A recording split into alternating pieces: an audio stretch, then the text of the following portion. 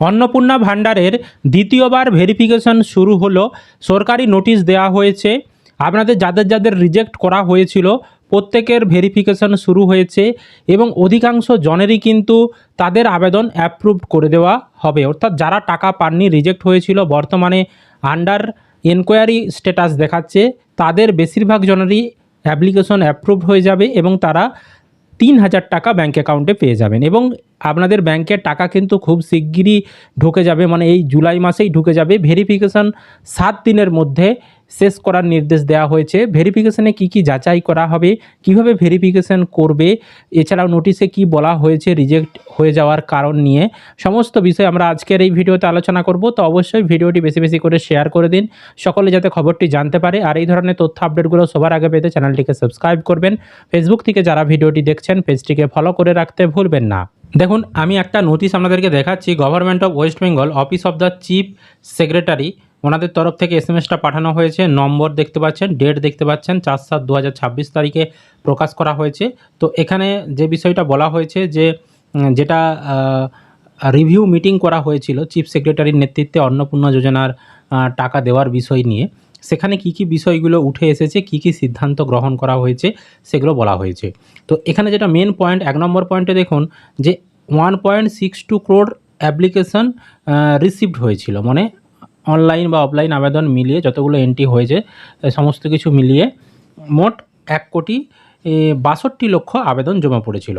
তার মধ্যে 1,22,00,000 উপভোক্তাকে টাকা দেওয়া গেছে। এছাড়াও কিন্তু 27.83 মানে 27,83,000 আবেদন তাদেরকে কিন্তু প্রভিশনালি রিজেক্টেড করা হয়েছে, মানে সাময়িকভাবে বাতিল করা হয়েছে তাদের নাম, তাদেরকে টাকা দেওয়া হয়নি। এর মধ্যে আপনিও পড়ে রয়েছেন, এই 27,83,000 উপভোক্তার মধ্যে আপনিও রয়েছেন, তাই আপনি টাকাটা পাননি।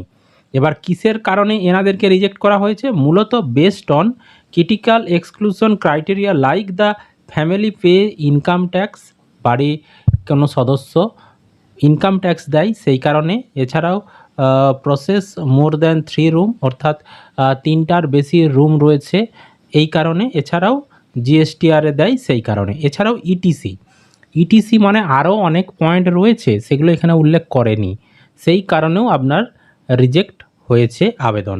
তারপর দেখুন এখানে বলা হচ্ছে now all such provisionally rejected cases need to be compulsory enquiry at the field level and recommendation on each and every case need to be uploaded at the portal. অর্থাৎ যাদের যাদের নাম বাদ গেছে তাদের প্রত্যেকটি আবেদন আবার পুনরায় ভেরিফিকেশন করতে বলা হচ্ছে এবং তাদের মধ্যে যারা যোগ্য হবেন তাদের নামগুলো পরবর্তী ধাপে পাঠানোর জন্য বলা হচ্ছে, বা তাদের নাম পোর্টালে এন্ট্রি করতে বলা হচ্ছে, কারণ তাদেরকে পরবর্তী লটে টাকা ছাড়া হবে।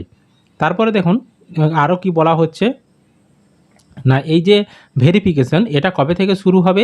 5/7/2026 তারিখ থেকে, অর্থাৎ 5 তারিখ থেকেই শুরু হয়ে গিয়েছে, রবিবার থেকেই এই ভেরিফিকেশনের প্রক্রিয়া কিন্তু শুরু হয়ে গেছে। পরে দেখুন within 7 days this activity needs to be completed, অর্থাৎ এই যে 5 তারিখ থেকে শুরু হয়েছে তার 5 তারিখ থেকে 7 দিনের মধ্যে সবারই ভেরিফিকেশন করে দিতে হবে এবং তাদের মধ্যে থেকে যারা নন এলিজেবল মানে অযোগ্য বেনিফিশিয়ারি, তাদের নাম কেন বাদ গেছে সেটাও কিন্তু মানে লিস্ট আকারে থাকবে, আর যারা যোগ্য তাদেরটাও লিস্ট আকারে থাকবে এবং তাদের ব্যাঙ্ক অ্যাকাউন্টে আধার লিঙ্কড ব্যাঙ্ক অ্যাকাউন্টে ডিবিটির মাধ্যমে টাকা ট্রান্সফার করে দেওয়া হবে। অর্থাৎ 7 দিন পরে টাকা কিন্তু আপনারা আবারও পেয়ে যাবেন যদি আপনার আবেদনটা ভেরিফিকেশন করার পরে অ্যাকসেপ্ট হয়ে যায়।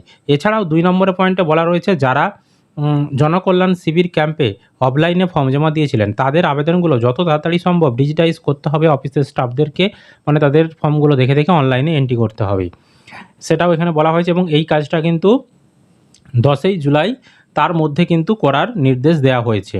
3 নম্বরে যেটা NIC will develop a system in the existing portal for receiving further claims and objection from the application which would also be duly inquired into and uploaded। অর্থাৎ এনআইসি ওনাদের একটা সিস্টেম তৈরি হচ্ছে যেখানে আপনি কারোর বিরুদ্ধে অভিযোগ জানাতে পারবেন যে উনি অযোগ্যভাবে টাকা পেয়েছেন, সেই বিষয়টাও এখানে বলা হয়েছে যে এরকম একটা খুব শিগগিরই পোর্টাল চালু হতে চলেছে।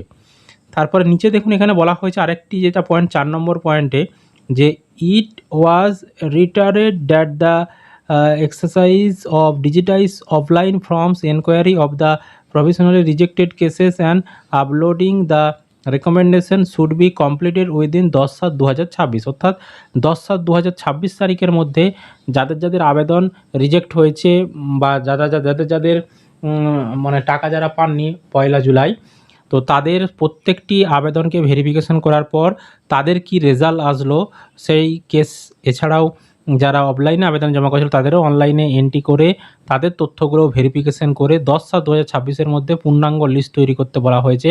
কারা কারা টাকা পাবে সেই রেকমেন্ডেশন পাঠাতে বলা হয়েছে। মানে পুরো বিষয়টা 10/7/2026 তারিখের মধ্যে করতে বলা হয়েছে।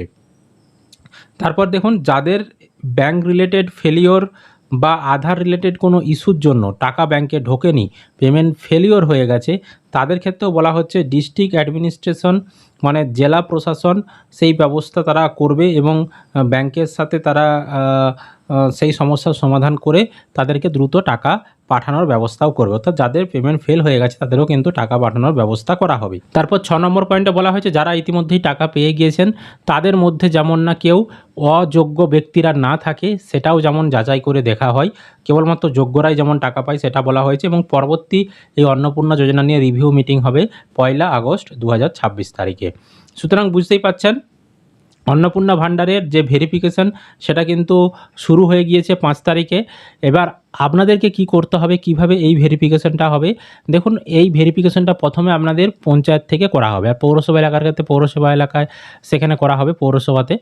তো এই যে পঞ্চায়েতে ভেরিফিকেশন করে আপনাকে রেকমেন্ডেশন করবে যে না আপনি যোগ্য, পঞ্চায়েত থেকে যখনই রেকমেন্ডেশনটা করবে ওনাদের অনলাইন সিস্টেমে আপনার আবেদনটা কিন্তু চলে যাবে বিডিও স্তরে। এবার ভিডিওর লগইন আইডি থেকে ওনারা যখন অ্যাপ্রুভড করে দেবে তখন কিন্তু আপনার আবেদনটা অ্যাপ্রুভড হয়ে যাবে এবং সেটা জেলা থেকেও অ্যাপ্রুভ করে দেবে এবং পরবর্তী সময়ে যখন টাকা ছাড়বে আপনি কিন্তু টাকা পেয়ে যাবেন। এইভাবে ধাপে ধাপে ভেরিফিকেশনটা হবে।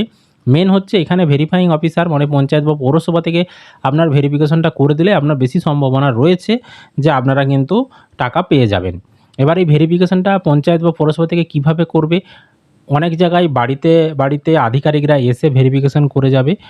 এবার সব জায়গায় হয়তো বাড়ি বাড়ি এসে ভেরিফিকেশন করা সম্ভব হবে না, সেক্ষেত্রে কিন্তু অনেক সময় ফোন করে অফিসে ডাকতেও পারে ডকুমেন্টস নিয়ে, সেখানে ডকুমেন্টস নিয়ে যাবেন, তারা ভেরিফিকেশন করে দেবে। বা বাড়িতে আসলেও তারা ডকুমেন্টস দেখতে চাইলে আপনাকে ডকুমেন্টস দেখাতে হবে, অরিজিনাল আর দেখতে চাইলে দেখিয়ে দেবেন, তারা কিন্তু ভেরিফিকেশন করে দেবে। আবার অনেক সময় হয়তো দেখবেন আপনাকে ফোনও করবে না বা বাড়িতেও আসবে না, তারা অটোমেটিক সেখান থেকেই মানে অফিসে বসেই তারা ভেরিফিকেশন করে দেবে। বুঝতে পেরেছি? তো বিশদে জানতে আপনি কিন্তু আপনাদের এলাকার পঞ্চায়েত বা বিডিও অফিসে যান। আপনাদের এলাকায় কবে ভেরিফিকেশন করতে আসবে বা ভেরিফিকেশন করার জন্য কি করতে হবে সেটা অবশ্যই আপনাদের অফিসে একটু খোঁজ নিয়ে নিন। নিয়মে বলা রয়েছে বাড়ি বাড়ি এসে ভেরিফিকেশন করার কথা। এবার আপনাদের অফিসে কিভাবে তারা ভেরিফিকেশন করাবে সেটা তাদের ব্যাপার, তো অবশ্যই একটু অফিসে খোঁজটা নিয়ে নেবেন। বুঝতে পেরেছি? সুতরাং আপনাদের টাকা কিন্তু ঢুকতে চলেছে। 10 তারিখের পরে আবারও টাকা ছাড়বে, তখন আপনারা টাকা পেয়ে যাবেন। আর অনেকেরই কিন্তু ইতিমধ্যেই যারা যারা এনকোয়ারি করেছেন বা যাদের এনকোয়ারি হয়ে গেছে, যাদের আবেদন অ্যাপ্রুভড হয়েছে, অনেকেরই কিন্তু অ্যাপ্রুভডও চলে এসেছে স্ট্যাটাস। ঠিক আছে, আন্ডার এনকোয়ারি থেকে অ্যাপ্লিকেশন অ্যাপ্রুভড লেখাটাও কিন্তু চলে এসেছে। তো অবশ্যই ভিডিওটি বেশি বেশি করে শেয়ার করে দিন, সকলে যাতে খবরটি জানতে পারে। আর এই ধরনের তথ্য আপডেট সবার আগে পেতে চ্যানেলটিকে সাবস্ক্রাইব করবেন। ফেসবুক থেকে যারা ভিডিওটি দেখছেন পেজটিকে ফলো করে রাখতে ভুলবেন না।